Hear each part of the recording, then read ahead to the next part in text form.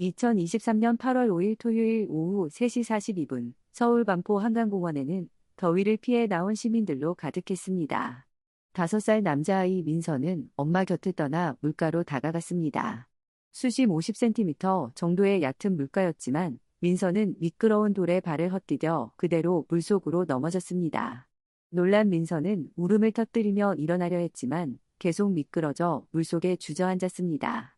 물은 깊지 않았지만 아이에게는 충분히 위험한 상황이었습니다.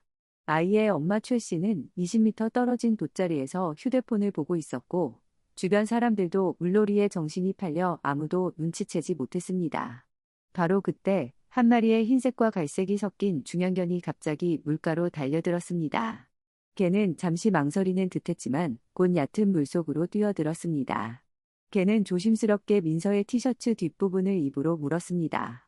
이빨이 아닌 입술로 천을 감싸듯 물고는 천천히 물가로 끌어당겼습니다. 이 모든 일이 불과 47초 만에 벌어진 일이었습니다. 애가 물에 빠졌어요. 누군가의 외침에 최 씨는 휴대폰을 내던지고 달려갔습니다. 물가에는 민서가 기침을 하며 앉아 있었고 옆에는 온몸이 젖은 개가 헐떡이며 서 있었습니다. 최 씨는 떨리는 손으로 민서를 끌어안았습니다. 민서야, 괜찮아? 엄마 여기 있어. 민서는 울먹이며 엄마, 무서웠어라고 말했습니다. 최 씨는 그제야 옆에 서 있는 개를 보았습니다. 개는 여전히 거친 숨을 몰아쉬고 있었고 온몸에서 물이 뚝뚝 떨어지고 있었습니다. 최 씨는 떨리는 손으로 119에 신고를 했습니다. 5분 후 도착한 구급대원들은 민서를 빠르게 검진했습니다. 다행히 물을 많이 마시지 않았습니다. 생명에는 지장이 없었습니다. 구급대원 중 한 명이었던 박재현 씨는 38세로 소방관 경력 15년 차였습니다. 그는 아이를 확인한 후 옆에 서 있는 개를 보고 놀랐습니다. 개의 목에는 목줄 자국이 선명하게 패여 있었습니다. 털이 벗겨진 붉은 상처가 목을 한 바퀴 돌고 있었습니다. 몸 곳곳에는 털이 빠진 자국들이 보였습니다. 왼쪽 뒷다리에는 오래된 화상 자국처럼 보이는 흉터도 있었습니다. 박 씨는 조심스럽게 개에게 다가갔습니다. 야, 괜찮아. 아무도 너 안 해쳐. 부드러운 목소리로 말을 걸었지만 개는 움찔하며 뒷걸음질 쳤습니다. 귀는 뒤로 찰싹 붙었습니다. 몸은 낮게 웅크렸습니다. 하지만 공격적이지는 않았습니다. 오히려 눈빛에는 두려움이 가득했습니다. 최 씨는 눈물을 흘리며 개에게 다가가려 했습니다. 정말 고맙습니다. 우리 민서를 도와줘서 정말 고맙습니다. 하지만 개는 최 씨의 손길도 피하며 멀리 물러났습니다.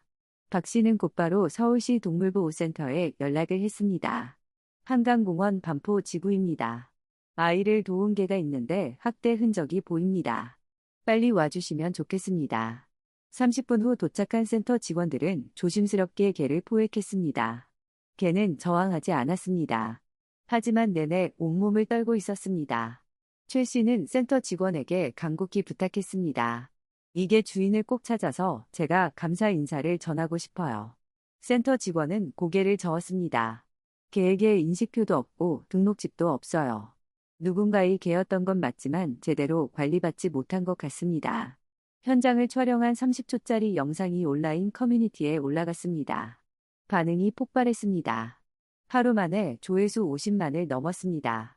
댓글이 2,000개 이상 달렸습니다. 진짜 영웅견이네요. 근데 목에 상처 보니까 마음 아파요. 주인 꼭 찾아서 처벌해야 합니다. 하지만 온라인 반응이 모두 긍정적인 것만은 아니었습니다. 일부 네티즌들은 최 씨를 향해 날카로운 비판을 쏟아냈습니다. 20m나 떨어진 곳에서 휴대폰만 보고 있었다니. 아이가 물에 빠지는데 왜 못 봤나요? 부모 자격 있나요? 한 네티즌은 이렇게 댓글을 남겼습니다. 사람이 개만도 못한 게 아니라 이 개가 사람보다 더 사람다운 것 같다. 이 댓글에는 좋아요 2만 개가 넘게 달렸습니다. 최 씨는 이튿날 해당 커뮤니티에 사과문을 올렸습니다. 제 부주의로 아이가 위험에 처했습니다. 진심으로 반성하고 있습니다. 앞으로 더욱 조심하겠습니다. 사과문에는 부모로서 정말 반성하세요. 다행히 개가 있어서 큰일 안 났네요 등의 댓글이 달렸습니다. 최 씨는 며칠 동안 아파트 엘리베이터에서 이웃들을 마주치는 게 두려웠다고 합니다. 하지만 대부분의 이웃들은 이해해 주었습니다. 동물보호센터로 옮겨진 개는 곧바로 수의사의 진찰을 받았습니다. 센터의 수의사 김민지 씨는 32세로 6년째 이곳에서 일하고 있었습니다. 김 씨는 검진을 마치고 심각한 표정으로 고개를 저었습니다. 목 부분에 오래된 목줄 자국이 있어요. 몇 달 이상 같은 자리에 묶여 있었던 것 같습니다.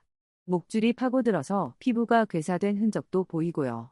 김 씨는 개의 등을 만지며 계속 말했습니다. 등과 다리에는 담뱃불로 지진 듯한 화상 흔적이 있습니다. 총 7군데에서 발견됐어요. 늑골 부분에도 오래된 골절 흔적이 보입니다. 아마 심하게 맞았던 것 같아요.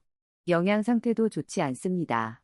체중도 이 크기의 개 기준으로 정상보다 3kg 정도 부족합니다. 김 씨는 잠시 멈췄다가 다시 입을 열었습니다. 그런데 정말 놀라운 건요, 이 정도 상처를 가진 개가 아이를 도운 거예요. 보통 학대받은 개들은 사람을 극도로 경계하거든요. 특히 아이들의 갑작스러운 움직임이나 큰 소리에 공격 본능을 보이는 경우가 많은데 이 개는 오히려 아이를 도왔어요.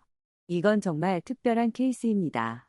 김 씨의 눈시울이 붉어졌습니다. 개의 눈빛에는 말로 표현할 수 없는 슬픔이 담겨 있었습니다. 그건 단순한 아픔이 아니라 오랜 시간 쌓인 상처였습니다. 서울 강남경찰서 동물 담당 형사 이수진 씨는 35세로 3년 전부터 동물 관련 사건을 전담하고 있었습니다. 그녀는 이 사건을 접하고 즉시 수사에 착수했습니다. CCTV 분석 결과 개는 사건 당일 오전 10시 23분경 한강공원 근처 주택가에서 처음 목격되었습니다. 개는 비틀거리며 걷고 있었습니다. 누군가를 찾는 듯 이리저리 헤매고 있었습니다. 이 형사는 주변 상가와 아파트를 돌며 목격자를 찾기 시작했습니다. 일주일이 지나서야 결정적인 제보가 들어왔습니다. 한 편의점 주인이 증언했습니다. 그 개 본 것 같아요. 열흘 전쯤 새벽 5시에 근처 골목에서 한 남자가 개를 발로 차는 걸 봤어요.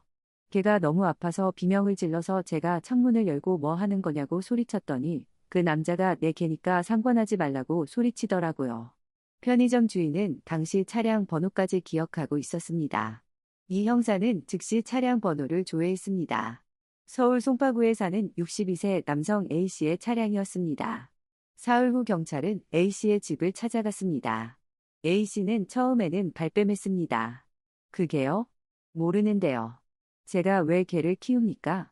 저는 개 안 좋아해요.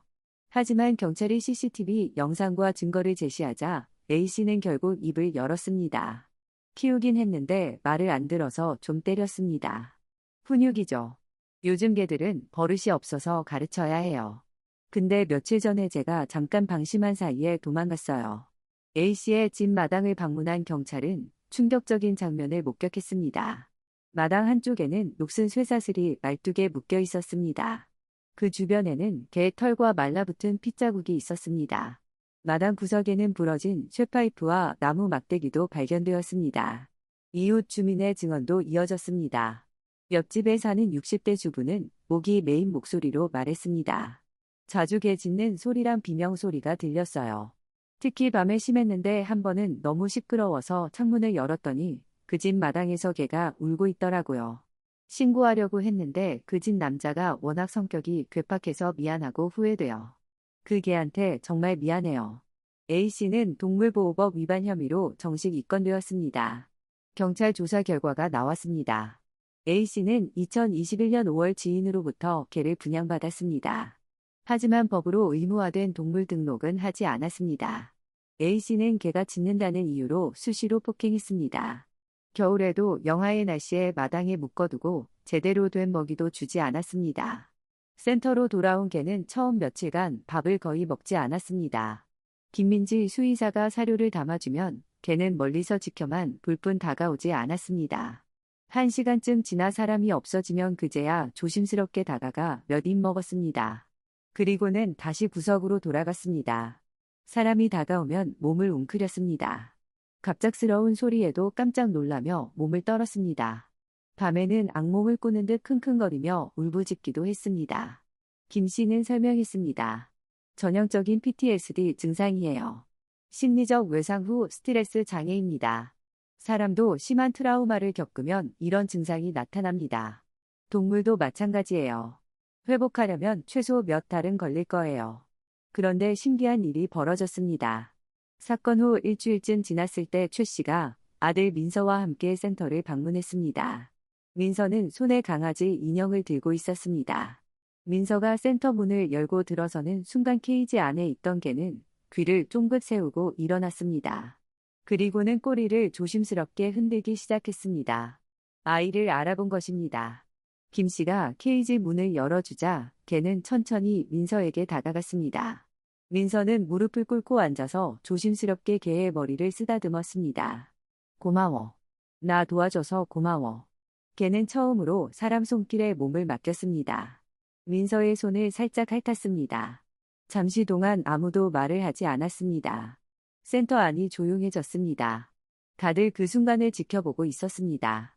최 씨는 그 모습을 보고 코끝이 찡했습니다.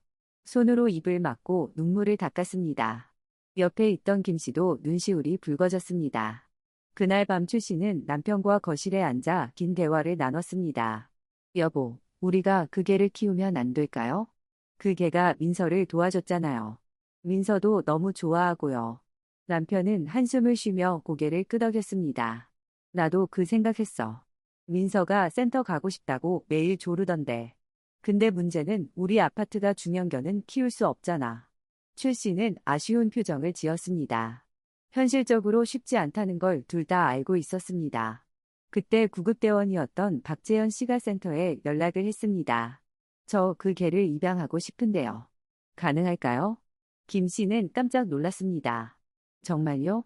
그 개는 트라우마가 심해서 돌보기가 쉽지 않을 텐데요. 박 씨는 단호하게 대답했습니다. 알고 있습니다. 저도 소방관으로 20년 넘게 일했습니다. 많은 현장을 봤지만 그 개처럼 용감한 생명은 처음 봤습니다. 그 개는 자기가 그렇게 아팠는데도 아이를 도왔어요. 이제는 제가 그 개를 구해줄 차례라고 생각합니다. 센터 측은 박 씨를 꼼꼼하게 검증했습니다. 박 씨는 경기도 가평에 집이 있었습니다. 작은 단독 주택이었습니다. 50평 정도의 마당도 있었습니다. 울타리도 튼튼했습니다. 개가 뛰어놀기에 충분한 공간이었습니다. 경제력도 확인했습니다. 소방관으로 안정적인 수입이 있었습니다. 반려동물을 키울 여유가 충분했습니다. 김 씨는 박 씨에게 물었습니다. 이 개는 최소 6개월에서 1년 정도 지속적인 치료와 심리 재활이 필요합니다. 그동안 많은 인내심이 필요할 텐데 끝까지 책임지실 수 있으세요? 박 씨는 고개를 끄덕였습니다. 제가 소방관으로 일하면서 배운 게 하나 있다면 포기하지 않는 것입니다. 끝까지 책임지겠습니다. 2주간의 검증 끝에 센터 측은 최종 승인을 내렸습니다. 입양 절차가 마무리되던 날 박 씨는 개에게 이름을 지어주었습니다. 용이야. 이제부터 내 이름은 용이다. 용감한 개, 용이. 어때? 마음에 들어? 개는 처음으로 꼬리를 크게 흔들었습니다.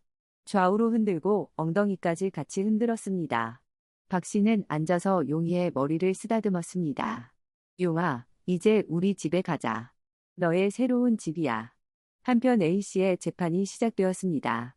검찰은 징역 1년 실형을 구형했습니다. 벌금 1천만 원도 함께 구형했습니다. 그리고 10년간 동물 소유 금지를 요구했습니다.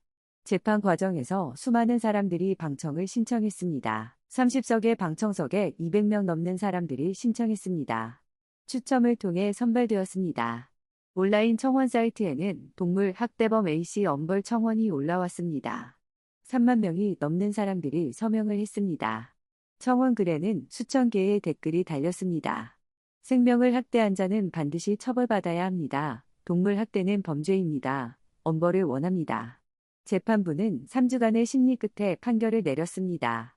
피고인은 반려동물을 돌봐야 할 의무가 있었습니다. 그럼에도 장기간에 걸쳐 지속적이고 반복적인 학대를 가했습니다. 피해 동물은 심각한 신체적, 정신적 고통을 겪었습니다. 이는 명백한 동물보호법 위반입니다. 다만 피해 동물이 현재 안정적으로 치료받고 있습니다. 피고인이 범행을 인정하며 반성하고 있는 점, 초범인 점을 참작합니다. 징역 10개월 실형을 선고합니다. 벌금 800만 원을 선고합니다. 그리고 5년간 동물 소유 금지 명령을 선고합니다. A씨는 법정에서 고개를 숙였습니다. 하지만 방청석을 나선 시민들의 반응은 싸늘했습니다. 겨우 10개월이요?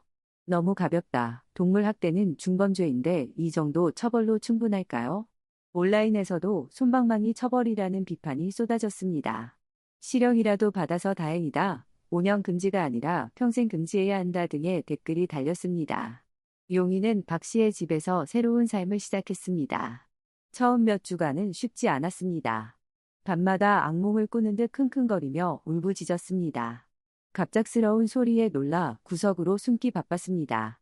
박 씨가 손을 들어 머리를 쓰다듬으려고 하면 움츠러들었습니다.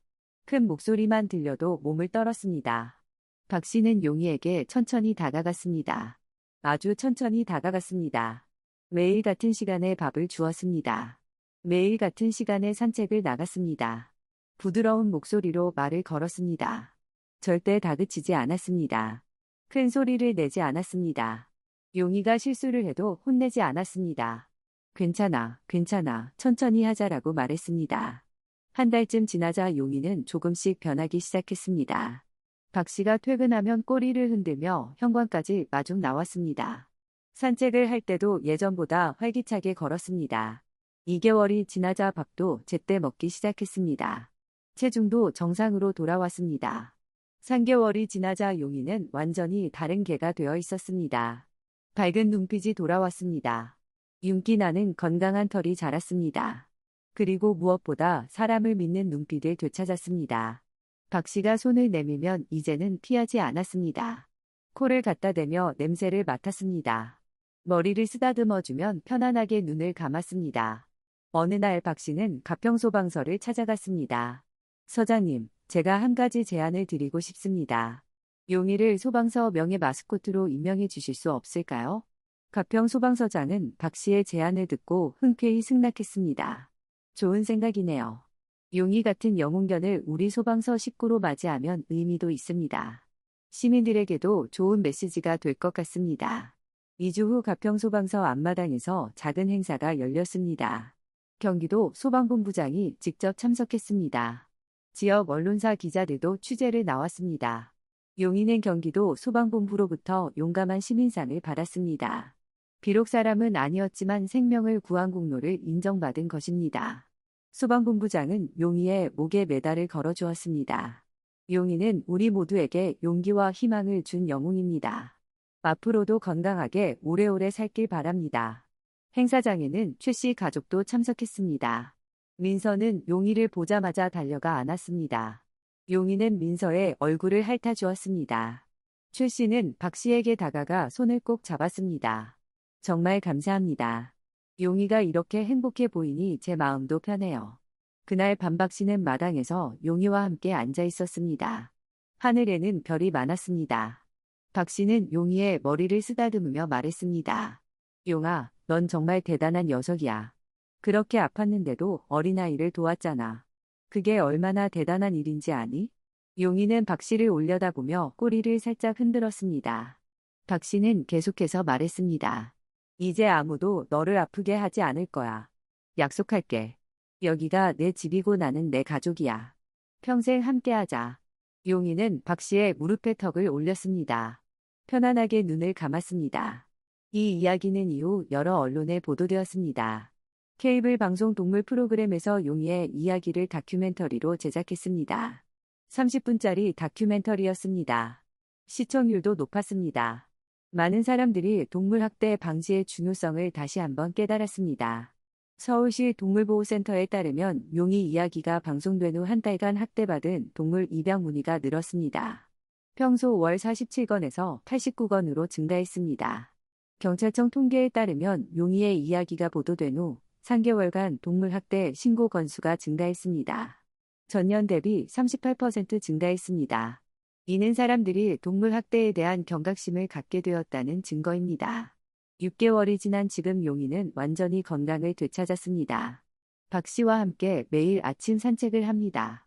주말에는 가평천에서 물놀이를 즐깁니다. 가끔 최 씨 가족이 찾아옵니다. 민서와 함께 마당에서 공놀이를 합니다. 가평소방서의 행사에도 참여합니다. 어린이날에는 소방서 개방 행사에서 아이들과 사진을 찍습니다. 용의는 이제 아이들이 다가와도 두려워하지 않습니다. 오히려 꼬리를 흔들며 반깁니다. 조심스럽게 아이들 손을 핥아줍니다. 어느 날 박 씨는 지인에게 이렇게 말했습니다. 사람들은 제가 용의를 구했다고 합니다. 하지만 사실은 용의가 저를 구한 거예요. 용의를 만나기 전까지 저는 그냥 기계처럼 일만 하는 사람이었어요. 집에 가도 혼자였고 주말에도 할 일이 없었어요. 근데 용의가 온 후로 제 인생이 완전히 바뀌었어요. 아침에 일어나는 게 즐겁습니다. 퇴근하는 게 기다려집니다. 용의의 이야기는 끝나지 않았습니다. 지금도 용의는 박 씨와 함께 가평의 작은 집에서 행복하게 살고 있습니다. 어쩌면 용의는 자신만을 구해준 것이 아닙니다. 우리 모두에게 생명의 소중함을 일깨워준 것입니다. 용의는 우리에게 말합니다. 상처받은 생명도 사랑받을 자격이 있다고, 포기하지 않으면 다시 일어설 수 있다고, 그리고 진정한 용기는 아픔을 이겨내고 다시 사랑하는 것이라고 말입니다. 오늘도 용의는 가평의 마당에서 햇볕을 쬐며 평화롭게 잠들어 있습니다. 더 이상 악몽을 꾸지 않습니다. 이제 용의의 꿈속에는 따뜻한 햇살이 있습니다. 부드러운 손길이 있습니다. 그리고 자신을 진심으로 사랑해주는 가족만이 가득합니다. 여러분, 이 이야기를 들으시고 어떤 생각이 드셨나요? 우리 주변에도 용의처럼 도움이 필요한 생명들이 많이 있습니다. 작은 관심과 사랑이 한 생명을 구할 수 있습니다. 동물 학대를 목격하시면 꼭 신고해 주세요. 그리고 입양을 고려하신다면 상처받은 동물들에게도 기회를 주시길 부탁드립니다.